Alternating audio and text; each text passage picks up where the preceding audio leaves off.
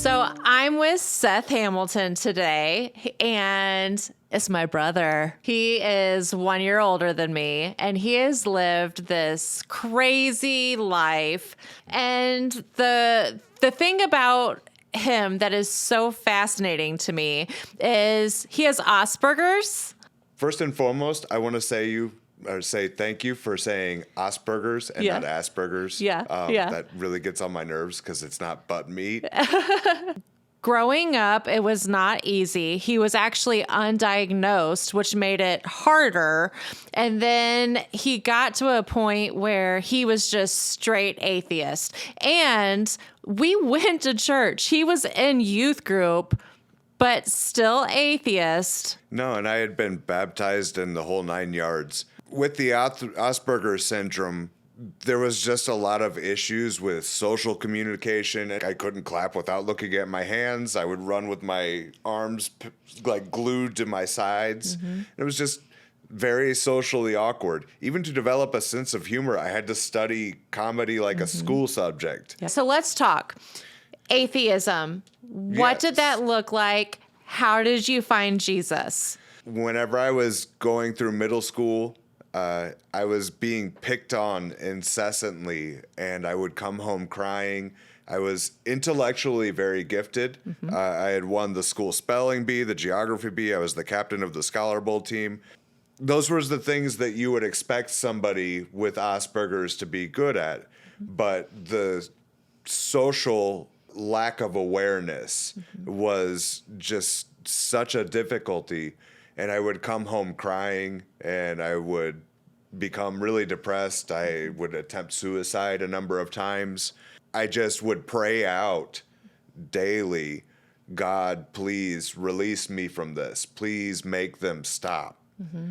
And in spite of that, nothing would ever happen. Mm-hmm. And now that I've grown and matured and I've lived out so much life, I see how that was building towards something bigger, a testimony to reach a lot of kids who later on I would find struggling with a lot of the same things. Mm-hmm. So.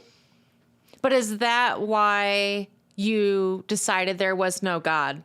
That's precisely it. Mm-hmm. If he wasn't answering my prayers, then he must not have been there. Mm. And there was a resentment with that. And then also the way that I saw Christians versus what they were preaching. I would see a lot of things that I would see as hypocrisy, people who would be mean-spirited within the pews, where they were there more to compare church clothes than they were to worship God. And I mean, in our humanity, we have all misrepresented Jesus. So I'm not saying this under an umbrella, but I do say a lot. Jesus didn't give himself a bad name. Christians did. There's a quote from Mahatma Gandhi where he was living in South Africa and there was apartheid and discrimination, but the people who were portraying the discrimination against him and the black Africans, they would say that they were Christians. They would use the name of Jesus constantly. And Gandhi said, I love your Christ, but I don't love your Christians. And that was that was sum up a lot of how I felt towards Christians. Sure. And I didn't even realize that a lot of my anger, not just towards them, but towards God for not answering my prayers, which I was a teenager. I didn't have that long view yet. And even then, I'm still developing it.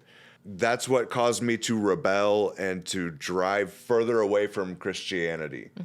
And with Asperger's, you have a drive to learn. And for you wanted to learn all these languages, which you do. You speak how many fluently? 4. Yeah, 4, but you know.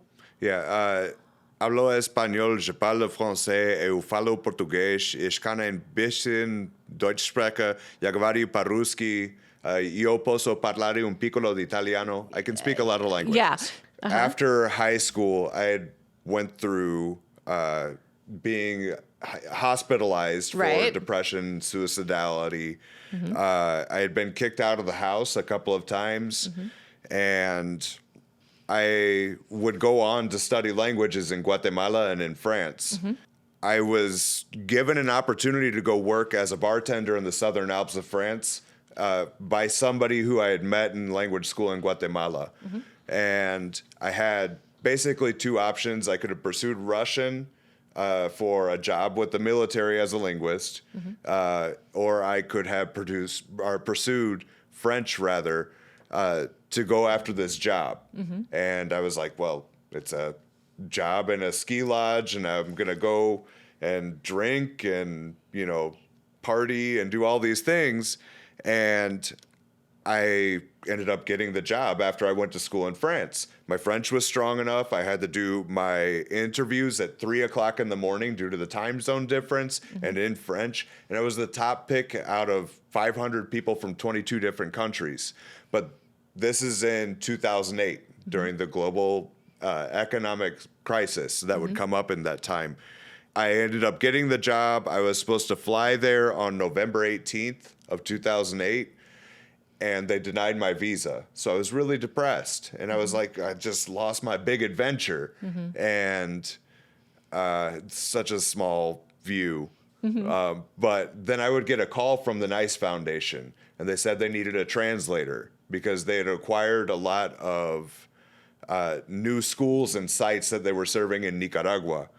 And I was like, well, I'll go. That's free trip. Right. And so I went down there.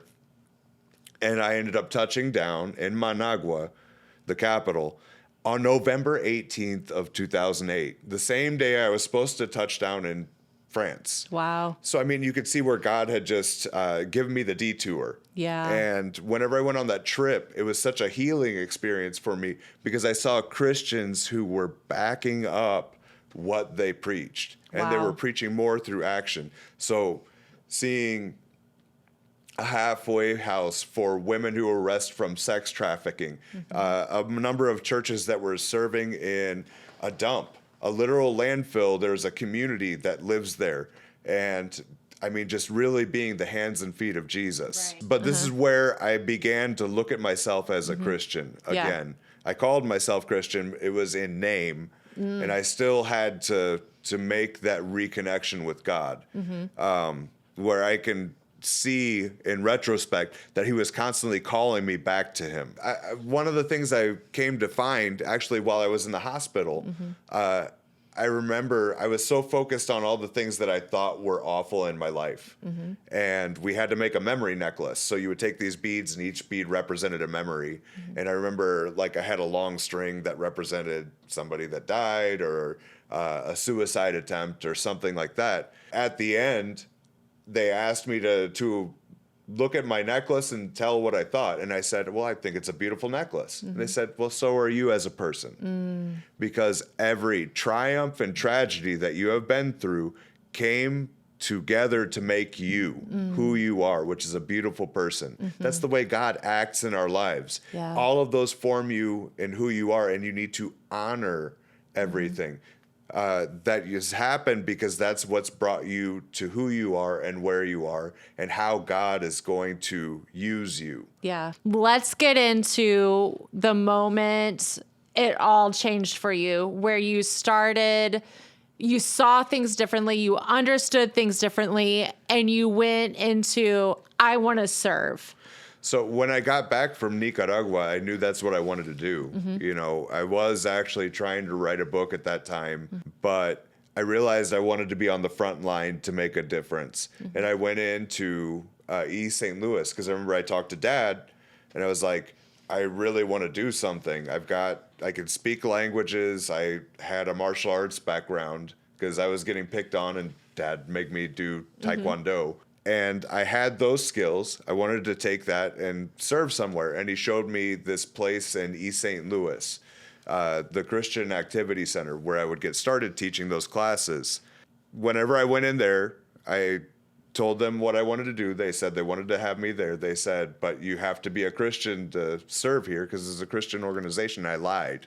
I would go in and I would repent afterwards because I could see how God had a purpose in my life, that all of the things that I considered to be brokenness and pain, they were going to mean something. My very first day there, and I tell this story, and Ariel, if you ever hear this, I'm very sorry. I know I put this out a lot. She's my very first student. She's actually going to be my very first employee in the organization now. But she tried stealing my car my first day. Yeah. And so the girl who tried to steal his car is about to be your employee. she's going to take over and begin teaching in an after school program. So we're expanding within our community. How cool is that though? And just, redemption and who you are now doesn't have to be your tomorrow. No. That's so awesome. Because we're always in a process. Yes. And that's why when you say if it's a single moment, it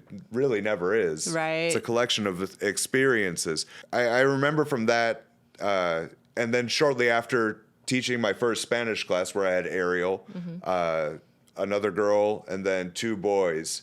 One of the boys had already broken my glasses because I went to do a jiu-jitsu class for the first time, and he grabbed my head and slammed my face down and broke my glasses.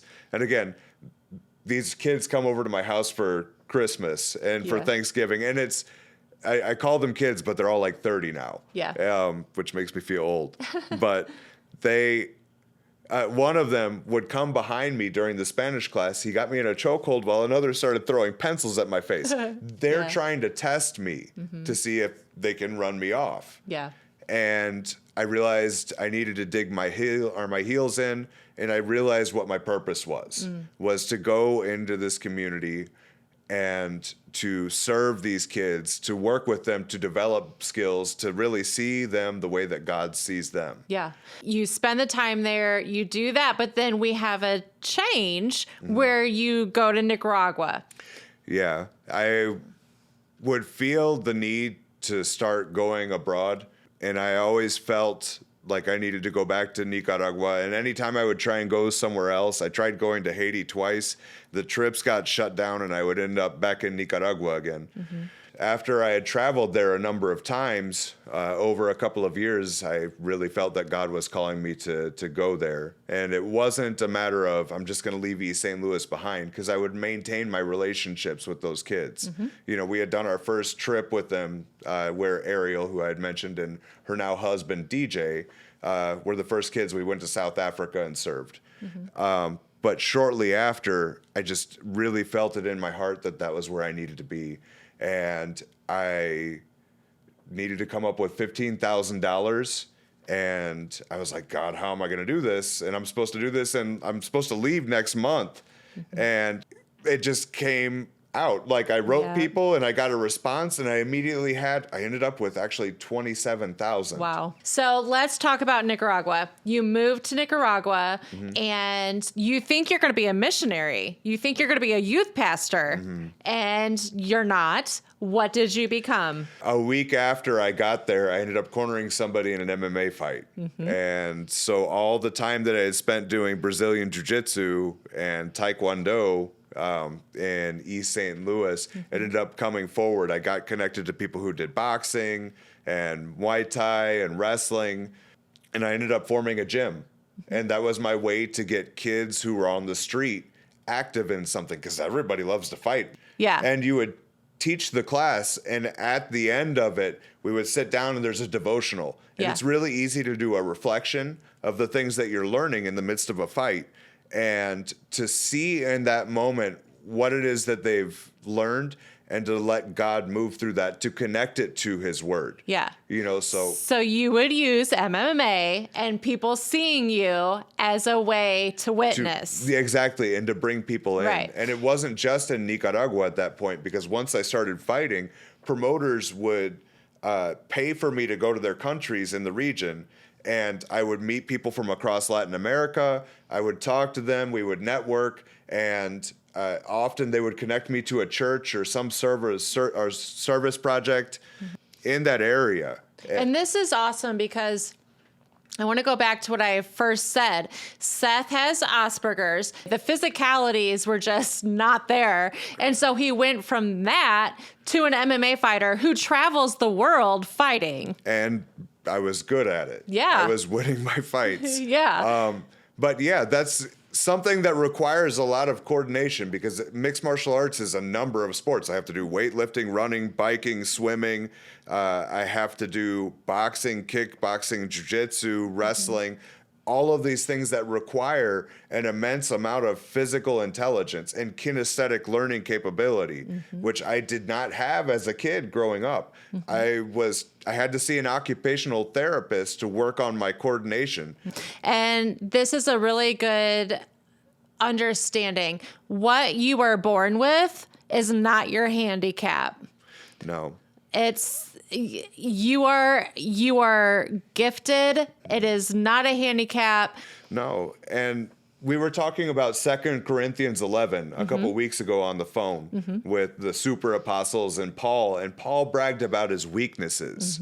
You know, how many times he had been shipwrecked and all of the difficulties that he had been through, how many times he'd been jailed.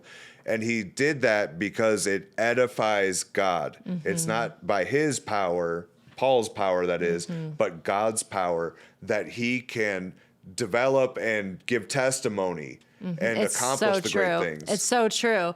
And we're going to have to move along, but in Nicaragua, there was a time that you were robbed at knife point.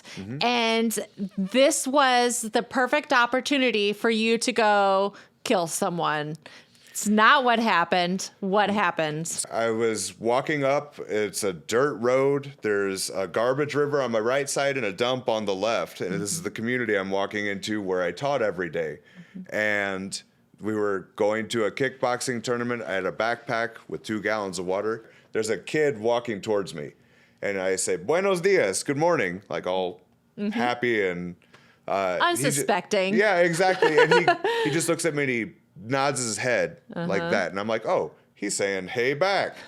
He's nodding to the guy behind me with the knife. Right. Who bumps my hips forward and pulls me off balance and then sticks a knife right up to the side of my neck, cuts right to here behind my carotid artery and says, "No te movas o te mato." Don't move or I'll kill you. And I'm like, oh, I'm not moving.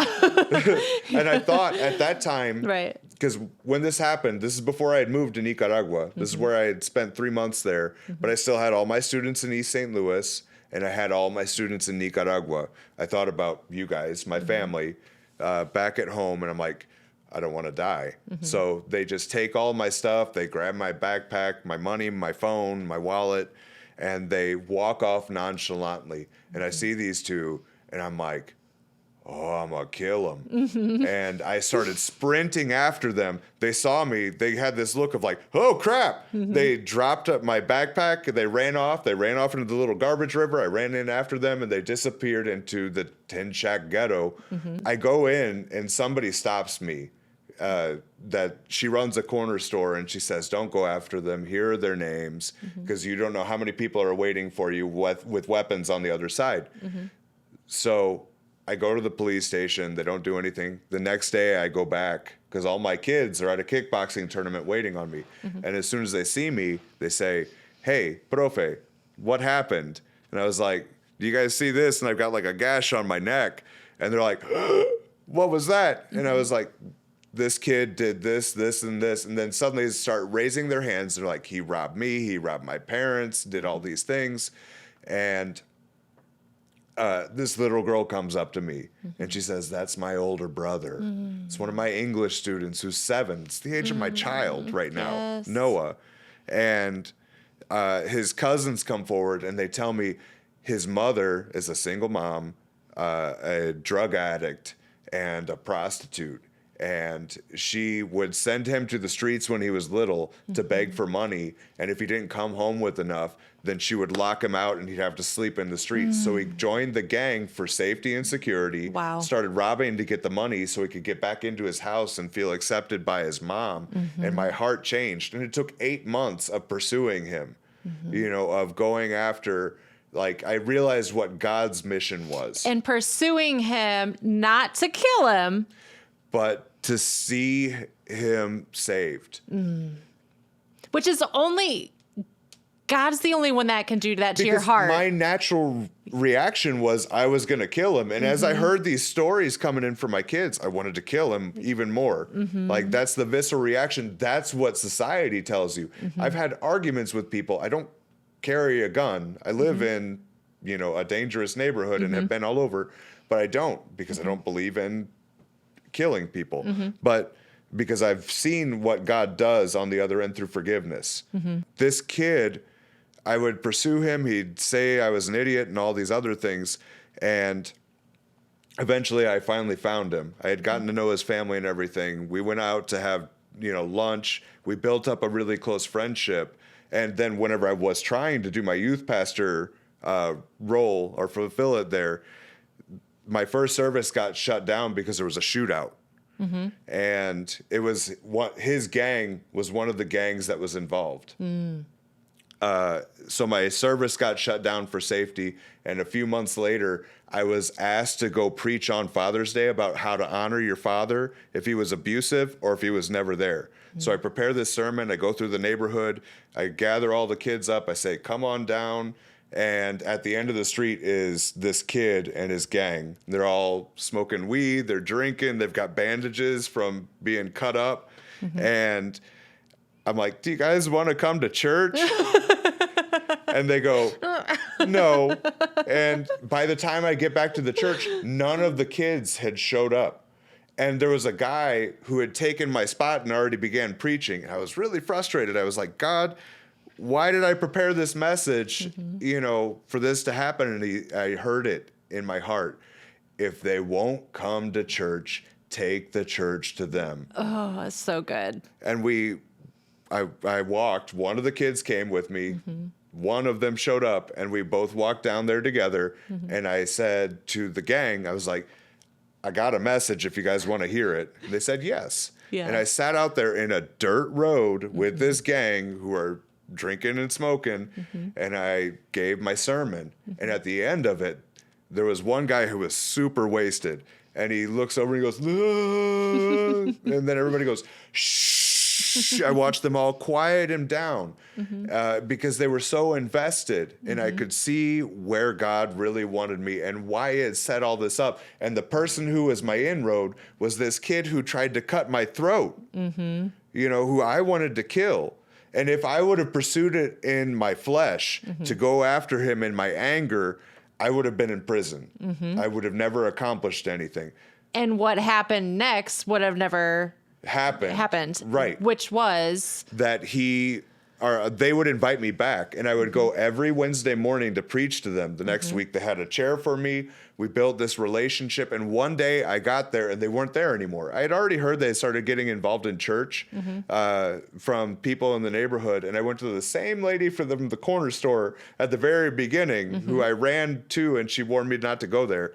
And she said they've all gotten jobs. wow. And so from robbing and terrorizing the neighborhood, God built relationships and restored everything. Yeah. So that's incredible. The details of God, it really blows my mind. And this is just like the perfect, when you guys have a hiccup in something like a detour or a pivot and you're frustrated, why is this happening? Trust it. Know that God's going to use it on the other side to bless somebody else. Yes, so true. So that's Nicaragua. Then we go from Nicaragua back to which there's a lot in between, but I am we writing have a book. to. You can hear that once that comes out. So, but we're going to kind of fast forward. So we go back to East St. Louis, and what starts in East St. Louis now?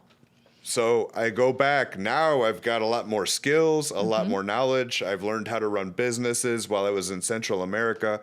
I've got a fighting career. So I take the same things that I was doing before, the things I've added on in Nicaragua, which I have a school there still that's run by the teenagers that started going, well, now they're in their 20s. But my students now run the school there. They actually have 3 businesses themselves to sustain themselves. But going back into East St. Louis, I felt the need and burden to take these things and to implement them with the kids I had worked with previously and in the community I had worked with, because of the need and just the brokenness that I would see, but knowing how powerful and strong the people in the community are and how capable they are. So we were looking to do our first mission trip, which I say mission trip, but I mean, I consider myself a faith-based humanitarian. Missionary, I know that's what people use in churches, but around the world, it unfortunately has a bad rap. And so, but that's really what we do. We try and enact the gospel through teaching marketable skills in impoverished communities to help them to flourish better. And you have taken kids at the Christian Activity Center. You have taken kids and taught them business skills, how to run a business, how to use the finances. We do financial literacy working with the Federal Reserve. We've had 2 kids who have been on the student board of directors. I've got one of my kids that's currently being trained by them to be a data analyst. I've got kids that are now software engineers. One of them has come back to teach coding. My kids run 4 businesses. They started off with a snack shop, then a jewelry business, and all of that was to fund their trips abroad, where they make connections with people, where they now import their goods from 8 countries in Africa and 7 in Latin America. So my kids are doing international commerce. They then took the money, raising the capital themselves, and created an urban farm where they produce 3,000 pounds of food that they sell all across the St. Louis area. And what's the age ranges of these kids? 10 to 18. I really want to focus at the end, Go International. What is Go International? What are you doing? Why is it so valuable? So it's the same thing. Most missions, they focus on the poverty and taking pictures of poor people to say these guys need stuff. We focus not on their brokenness, but on their capability, because that's what makes something truly sustainable, and getting the skills and resources into their hand and developing local leadership, because they can reach their community better than we can. And so we try and empower leadership through, like I said, self-sustainability and teaching marketable skills in entrepreneurship, education, and athletics. We have partnerships in countries across Africa and Latin America. And we're headquartered out of East St. Louis, but they're really the epicenter and the example that we're trying to set for all the other communities we work with. That's essentially it, is teaching them things that they can use to make a better living, build up their community, and in the midst of that, transmit the gospel. These kids are going from very, very broken communities and understanding they are capable of everything. Our organization is Go International because the Great Commission, go unto all the nations, applies to them just like anybody else. Yes. And so if people want to get involved, if they want to support Go International, what would they be supporting in doing that? So fostering leadership in these communities, not only from a humanitarian perspective to better their lives and better their communities, but to use that as our platform to share what Jesus' message is. And we've had an impact where we've trained for financial literacy to get it into 5,000 or to reach 5,000 kids in East St. Louis. We've worked with thousands of people all around the world. There's a really big impact for a very low cost. Sure. So we will put the links. It is Go International. You can find him on go-int.org. Okay. And we will also have all of that available to you to click and go directly to if you want to support that. So, all right, Seth, I will talk with you soon. Yep. And anyway, I love you. Thank you for coming on. And that's all we got.